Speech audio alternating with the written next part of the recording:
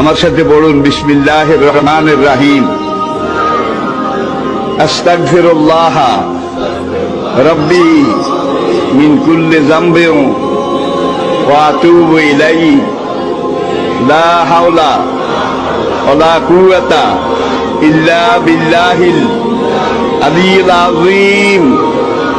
তাওবা ইয়া আল্লাহ, তাওবা ইয়া আল্লাহ, তাওবা ইয়া আল্লাহ, তাওবা ইয়া রাব্বি, লা ইলাহা ইল্লাল্লাহু মুহাম্মাদুর রাসূলুল্লাহ।